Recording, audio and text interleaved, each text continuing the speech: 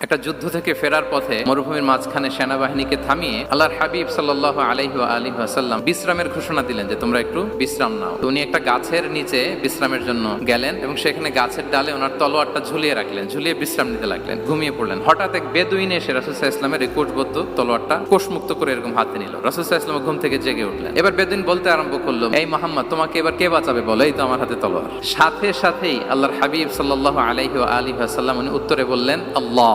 কোনো চিন্তা ভাবনা নাই যে ওরে আঘাত করা যায় কিনা পাল্টা, বা কোনোভাবে ওর কনফিডেন্স ডাউন করা যায় কিনা, কোনো দিকে না তাকিয়ে কি বললেন? আল্লাহ। সব সময় তিনি আল্লাহ কেন্দ্রিক ছিলেন। গারে সাউরে যখন আল্লাহ রাসূল সাল্লাল্লাহু আলাইহি ওয়াসাল্লাম এবং আবু বকর রাদিয়াল্লাহু তাআলা আনহু ওনারা আশ্রয় নিয়েছিলেন রাত্রিবেলায়, কুরাইশরা যখন খুঁজতেছিল, আবু বকর রাদিয়াল্লাহু তাআলা আনহু বলেন যে কুরাইশদের পা দেখা যাচ্ছে, ওরা যে হেঁটে যাচ্ছে, একটু উকি মারলেই আমাদেরকে দেখা যায়। রাসূল সাল্লাল্লাহু আলাইহি ওয়াসাল্লাম আবু বকর রাদিয়াল্লাহু তাআলা আনহুকে বলেন যে আবু বকর, চিন্তা করো না, লা তাহসান ইন্নাল্লাহা মা'ানা। আবু বকর, চিন্তা করো না, আল্লাহ আমাদের সাথে আছেন। সুবহানাল্লাহ।